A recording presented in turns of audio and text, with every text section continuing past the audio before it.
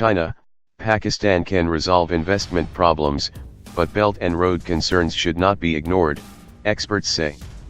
China should be more aware of the risks associated with its Belt and Road initiative and how it affects local communities overseas, observers said after Pakistan, which is home to the ambitious plan's largest projects, expressed concerns about some elements of the deal.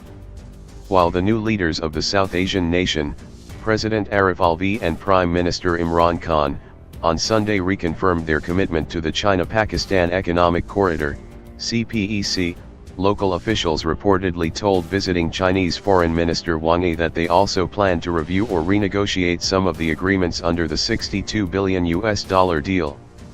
Wang, who completed a 3-day visit to Pakistan on Sunday, responded by saying at a joint press conference with Pakistani Foreign Minister Shah Mahmood Qureshi, that the CPEC plan had not inflicted a debt burden on Pakistan, while China's Foreign Ministry spokesman Geng Shuang said on Monday that the two countries were still in talks on the future development of the CPEC.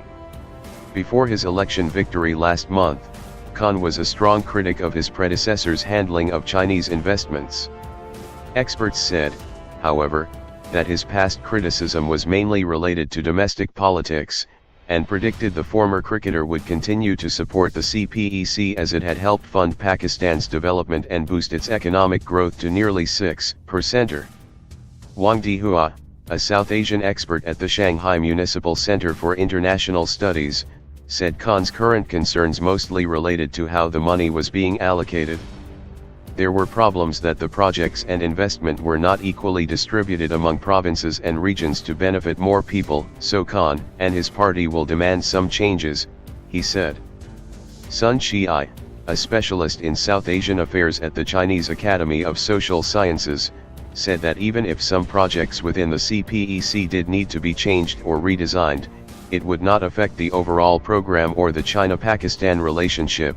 and could be resolved through friendly negotiation. But China should also learn a lesson, that they should take into consideration the needs of locals, their internal politics, and the debt-paying ability when promoting the Belt and Road Initiative, he said. Beijing should also give more thought to the possible downsides of high-risk investments in Belt and Road projects, said Zhao Ganqing, head of South Asia Studies at Shanghai Institutes for International Studies.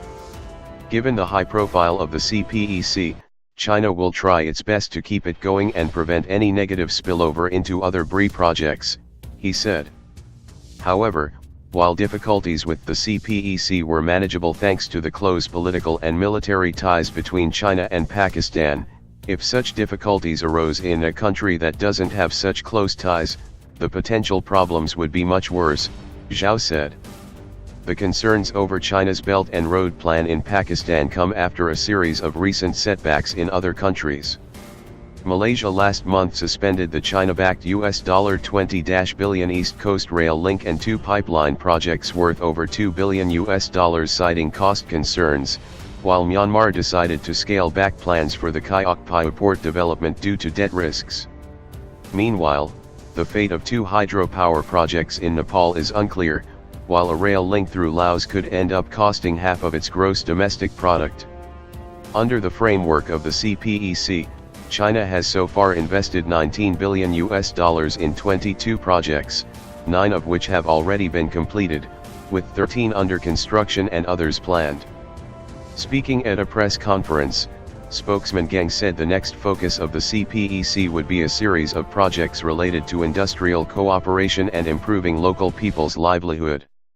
The two sides will discuss and confirm the future roadmap and direction of the CPEC in accordance with Pakistan's economic and social development focuses and the needs of the people, he said, adding that agriculture, education, medicine, and drinking water would be areas for development. The CPEC has so far focused on large-scale infrastructure projects, including the expansion of the Gwadar port on Pakistan's south coast, roads and railways linking the Chinese border to the Arabian Sea, and several power plants.